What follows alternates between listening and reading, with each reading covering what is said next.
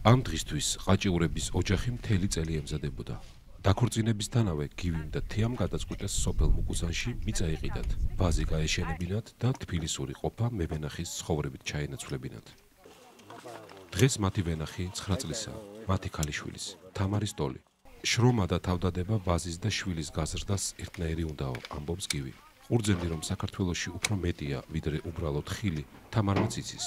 იგი ამ ვაზთან ერთად და მასზე ზრუნვაში იზრდება. ამიტომაც კარგად ესმის ის, რაც ყველა ქართველს წამს.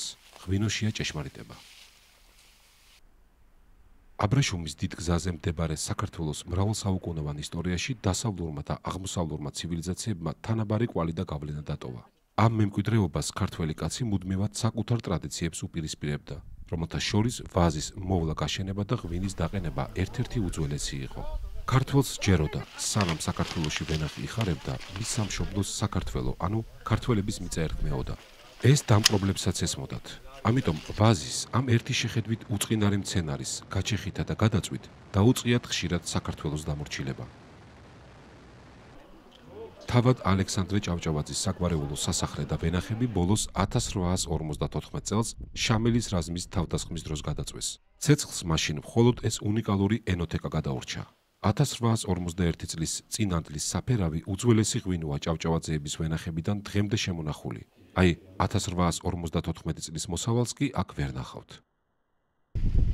მევენახეობა და მეღვინეობა საქართველოში ყველა სოციალურ ფენაში ერთნაირად იყო განვითარებული. სამეფო გვარის ჩამომავლის ივანე მუხრან-ბატონის ღვინოებმა მე-19 საუკუნის მიწურულს მოსკოვისა და პარიზის გამოფენებზე არაერთი პრიზი დაიმსახურა. რის შემდეგაც მუხრანის ღვინოები რუსეთის იმპერატორის კარზე გაჰქონდათ. ვენახები დღესაც აქ გაშენებული და მეღვინეობის საუკუნოვანი ტრადიციები დღესაც გრძელდება მუხრან-ბატონის აწუკვე მუზეუმად ქცეულ მამულებში. მაშინაც და ახლაც ქართველი მეღვინეების მთავარი საზრუნავი წარმოებაში უახლესი სტანდარტების დანერგვა იყო. ამიტომაც დღეისთვის ღვინის ქარხნულ წარმოებაში ბევრი რამ შეიცვალა. თუმცა გლეხის ცხოვრებას ჟამთასვლა თითქმის არ დასტყობია. სოფლებში დღესაც შეხვდებით 100 წლოვან საწნახლებს, რომლებშიც მამაპაპისეული მეთოდებით წურავენ ყურძენს. ეს პროცესი კი პატარა სუფრის გარეშე არ არსებობს, რომელიც ხშირად იქვე საწნახელთან იშლება. ამ დროს ბარაქიანი მოსავლის საგრძელო პირველი ისმება. აბა ერთი გავსინჯოთ. აბა ერთი გავსინჯოთ ბადაგი. შემოდგომა ყოფილიყოს ბარაქიანი, ყავიანი, შემოსავლიანი. ხინში დასახალი. ქორწილში დასახალი, ზეობაში დასახალი. აუ თკბილია ზმოუ და ასეთ თბილად ამყოფოს ამის დამწური და ამის მოხმარებელი და ყველა რა. საწნახელი ქართული ღვინის ტურის ყველაზე სანახაობრივი ნაწილია. ძველად, როცა ღვინის საწური მანქანები არ არსებობდა, საწნახელებიც უფრო დიდი იყო. მათში ლამის მთელი სოფლის გოგობიჭები დგებოდნენ და ტონობით ყურძენიც რამდენიმე საათში ხალისსა და სიმღერაში იწურებოდა. საწნახელი მთლიანი ხისგან კეთდებოდა, ძირითადად ცაცხვის, თელის ან წაბლისაგან, რომელსაც ხის ხურო, ანუ მესაწნახელე, ქერქსა და გულს აცლიდა. ადრეულ საუკუნეებში საქართველოში უფრო ქვის საწნახლები იყო გავრცელებული. მე-19 საუკუნეში დაარსებულ იყალთოს აკადემიაში ფილოსოფიასთან, ღვთისმეტყველებასთან, გეოგრაფიასა და გეომეტრიასთან ერთად მეღვინეობაც ისწავლებოდა, როგორც ერთ-ერთი ძირძველი ქართული სამეურნეო დარგი. მარანი და ეს ქვის საწნახელი უკვე მოგვიანებით მე-11 საუკუნეში გაკეთდა. თუმცა მევენახეობა მეღვინეობას საქართველოში ბევრად უფრო ძველი ისტორია აქვს. პირველი ცნობები ქართული ღვინის არსებობის შესახებ არც მეტი არც ნაკლები ძველი წელთაღრიცხვის მე-6-მე-5 ათასწლეულებით თარიღდება. ქვემო ქართლში ჩატარებულმა არქეოლოგიურმა გათხრებმა აჩვენა, რომ საქართველოში მევენახეობა მეღვინეობას უძველესი საწყისი აქვს. შულავერის ნეოლითური კულტურის ძეგლებზე ყურძნის წიფწები იქნა აღმოჩენილი. მეღვინეობა ერთნაირად იყო გავრცელებული საერო და სასულიერო ფენებში. ასეთ გაველურებულ ვაზს საქართველოში უმეტესწილად ძველი სამონასტრო კომპლექსების მახლობლად ნახავთ. ეს კახეთის სოფელ ვაჩნაძიანის მე-9 საუკუნის იოანე ნათლისმცემლის მონასტრის ნანგრევებია. მის ირგვლივ გაუვალ ტყეებში უხვად შეხვდებით ველურ ვაზს. სავარაუდოდ ამ სამონასტრო კომპლექსს თავისი ვენახები ჰქონდა და ღვთისმსახურები ზიარებისა და ტრაპეზისათვის საჭირო ღვინოს აკეთებდნენ. როგორც ეს ალავერდის მონასტერში ხდება, ბერები აქ ღვინოს 1011 წლიდან წურავენ. 1011 დღეს უკვე ბერების ღვინის საბრენდე ნიშანია. დაწურვის მეთოდები ალავერდში თანამედროვეა. ქვევში შენახვის ტრადიცია კი ტაძრის ისტორიის მსგავსად 10 საუკუნოვანი. ბერების ღვინის წარმოება საუცხოო სანახაობაა. ისტორიისა და თანამედროვეების უცნაური სინთეზი. მამა გერასიმი ქვევრის ხეხვიდან დაწყებული ყურძნის წვენის ქვევში ჩასხმით დამთავრებული ყველა ეტაპში უშუალოდ მონაწილეობს.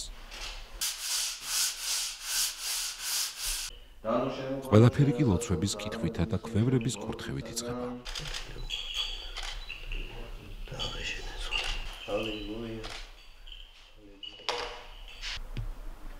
ალავერდის მონასტრის მარნის ქვევრები თელავის რაიონის სოფელ ვარდის უბანშია დამზადებული. მექვევრეები საქართველოში თითზე ჩამოსათვლელიღა დარჩნენ. გოჩა კბილაშვილი ერთ-ერთი მათგანია. თამამად შეიძლება ითქვას, რომ ქვევრი ქართული მეღვინეობის მთავარი საგანძურია. ქვევრის ღვინის დაყენების უძველეს და უნიკალურ მეთოდს იუნესკოს არამატერიალური კულტურული მემკვიდრეობის ძეგლის სტატუსი მიენიჭა. ქვევრისთვის საჭირო თიხა საქართველოში მხოლოდ ორგან მოიპოვება. იმერეთში, სოფელ შროშასა და კახეთში, სოფელ ვარდის უბანში. ეს თიხა კირქვას და მცირე რაოდენობით ძვირფას ლითონებს, ოქროს, ვერცხლსა და სპილენძს შეიცავს. კირი, რომელიც ღვინის მჟავასთან რეაქციაში შედის, ერთის მხრივ ამაგრებს ქვევრის კედლებს, მეორეს მხრივ ბუნებრივი ანტისეპტიკის როლს ასრულებს. ეს კი მეღვინეობაში, სადაც 400-მდე სახის ბაქტერია ცნობილი, მეტად მნიშვნელოვანია.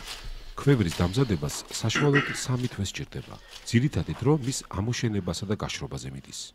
ყოველ ჯერზე გოჩას ქვევრების სიმაღლეში დაახლოებით 20 სანტიმეტრით მატულობდა.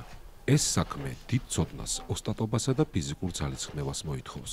გოჩა პროფესიონალი მოქანდაკეა, თუმცა ეს ხელობა თავისი მექვევრე წინაპრებისგან შეისწავლა.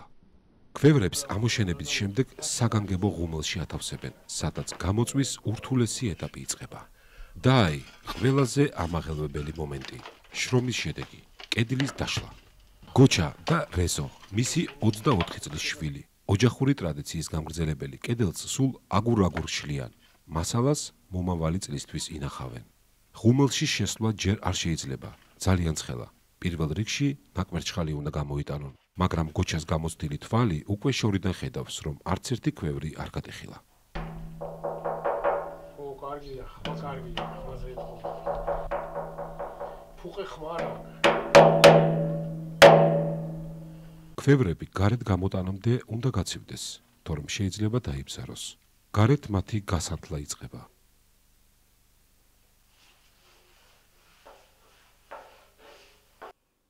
მიწაში ჩაფლული ქვევრების ტემპერატურა არ იცვლება და ის მუდმივად ღვინის დუღილისათვის საჭირო 13-15 გრადუს ინარჩუნებს.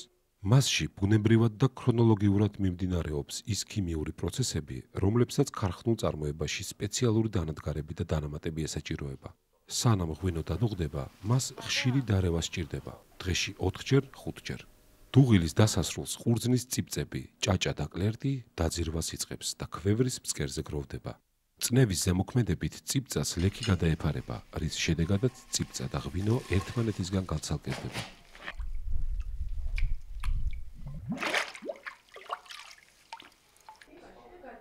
კახეთში ქვევრები მარანშია ჩაფლული. მარნები კი აქ ნამდვილად საუცხოოა. ზოგ მათგანს თავისი სიძველისა და უნიკალურობის გამო მუზეუმის სტატუსიც კი აქვს მინიჭებული. საერთოდ, კახეთი მეტად მდიდარია არქეოლოგიური მასალით. ნებისმიერ ეზოში ბარის ერთი დარტყმა და შეიძლება უძველესი ქვევრი ან ბარძიმიც იპოვოთ. მაგალითად, ამიდასტურის წმინდა გიორგის სახელობის ეკლესიაში არქეოლოგიური გათხრების შედეგად მე-10 საუკუნის ეს ქვევრები აღმოაჩინეს, რაც კახეთისთვის იმდენად ჩვეულებრივი მოვლენაა, რომ ექსპონატები მუზეუმშიც კი არ გადაუტანიათ. აი, დასავლეთ საქართველოში კი ღვინოს ჰერმეტულად დახურულ ჭურებში, ღია ცის ქვეშ ინახავენ. აქაური ყურძნის ჯიშები კახურ ქარწითელსა და საფერავს არაფრით ჩამოუვარდება. ისინი თავიანთი სიმსუბუქითა და გემოს სიმდიდრით გამოირჩევიან. დასავლეთის ღვინო ისევე განსხვავდება აღმოსავლურისგან, როგორც ლიხსიქითა და ლიხსაქეთა საქართველო განსხვავდება ერთმანეთისგან. თუ ქართლსა და კახეთში ცხელი და მშრალი ჰავაა, შავი ზღვის სანაპიროს რეგიონებში კლიმატი ნოტიოა. აქ ძირითადად ციცქა და ცოლიკოურია გავრცელებული, რომელთა შერევითაც უნიკალური ღვინო დგება. ქართული ღვინის ადგილწარმოშობათა ნუსხაში გამორჩეული სიტყვა ეთქმის მაღალმთიან რეგიონს რაჭას. ეს ცნობილი ქართული ღვინის ხვანჭკარას სამშობლოა. ხვანჭკარა მზადდება ორი ჯიშის ყურძნის, ალექსანდროულისა და მუჯურეთულის შერევით. უნიკალური და თვითმყოფადი ღვინო ხვანჭკარა მხოლოდ ამ ყურძნისგან დგება. მთელ საქართველოში მხოლოდ აქ, რაჭაში და ისიც სოფელ ხვანჭკარასთან მდებარე ერთ პატარა სპეციფიკურ მიკროზონაში მოდის. ამ მიკროზონის ფართობი სულ რაღაც 360 ჰექტარია. შესაბამისად, შეზღუდულია ყურძნის რაოდენობა, ფასი კი მაღალი. მთელი რაჭაში ყველაზე გვიან შემოდგომის მიწურულს იწყება. წელიწადის ამ დროს რაჭას სილამაზით საქართველოს ვერცერთი კუთხე ვერ შეედრება. შეკიდული ვენახების ჭიაფერ ფოთლებში შავი მარგალიტები ვითრიგლივებენ წიფე ყურძნის მტევნები. ქვემოთ ჯერ კიდევ მწვანედ მობიბინე ფერდობებზე მდინარე რიონი მიედინება. ზემოდან კი ხეობას კავკასიონის თეთრად დათოვლილი მთები გადმოჰყურებს. ქართული ღვინის უნიკალურობას გამორჩეული მიკროკლიმატის, ნიადაგისა და დაყენების ტრადიციული მეთოდების გარდა ქართული ვაზის ენდემური ჯიშებიც განაპირობებს. ასეთი კი დღეს საქართველოში 500-ზე მეტია. რამდენიმე მათგანი 10 წლეულების მანძილზე დაკარგულად ითვლებოდა, მაგრამ ბოლო ხანებში მათი მოძიება და ხელახლა გაშენება მოხერხდა. მაგალითად, თავკვერი და შავკაპიტო ჯერ კიდევ მე-19 საუკუნეში აღმოსავლეთ საქართველოში ერთ-ერთი ყველაზე გავრცელებული ჯიშები იყო. ბოლო დროს კი ქართველ მეღვინეებს სულ სოფელ-სოფელ მოუწიათ ოჯახების დავლა, რათა დეფიციტური ვაზის ჯიშების ნერგები შეეგროვებინათ. ქართულ მეღვინეობას დაუბრუნდა ასევე ქისი, ხიხვი, ჩხავერი, ოჯალეში. საბედნიეროდ დღეს მათმა უმრავლესობამ კვლავ კუთვნილი საპატიო ადგილი დაიკავა ქართული ღვინის სახეობებში. ყველაზე ცნობილ საღვინე ყურძნად კი კლავინდებურად საფერავი, რქაწითელი, ცოლიკოური, მწვანე კახური და ჩინური რჩება. გასაოცარია თითოეული ამ ჯიშის ნაირსახეობათა რაოდენობა. მაგალითად, რქაწითელი ტაიროვიდან თავისი ფერით, ზრდითა და ფოთლებით ისევე განსხვავდება ჩვეულებრივ რქაწითელისაგან, როგორც ორივე მათგანი განსხვავდება ამავე ჯიშის ვარდისფერი სახეობისაგან. იგივე შეიძლება ითქვას ცნობილ საფერავზეც, რომლის ვარიაციებსაც მრავლად ნახავთ დღეს საქართველოში. ქართველი ტექნოლოგები აქტიურად მუშაობენ ძველი ქართული ჯიშებისათვის ახალი პერსპექტივების მინიჭებაზე. გურული საკმეელა ერთ-ერთი მათგანია. სპეციალისტების აზრით, საქართველო ჯერ კიდევ იტყვის თავის სიტყვას ახალი ღვინის მარკების შექმნასა და წარმოებაში. საქართველოს მთავრობამ მევენახეობა და მეღვინეობა ქვეყნისთვის პრიორიტეტულ დარგებად გამოაცხადა. სოფელ ჯიღაურაში გაშენებულ მეურნეობაში ვაზის ყველა იმ ჯიშს ნახავთ, რომლებიც საქართველოს სხვადასხვა კუთხეში ხარობს. აქედან ჯიშების სანერგე მეურნეობებს ურიგდება, საიდანაც უკვე ადგილობრივ მოსახლეობას მიაქვს. რთველის დასრულებისთანავე ქვეყანა მომავალი რთველისთვის მზადებას იწყებს და ეს უწყვეტი ჯაჭვი უკვე 8000 წელი აგრძელდება.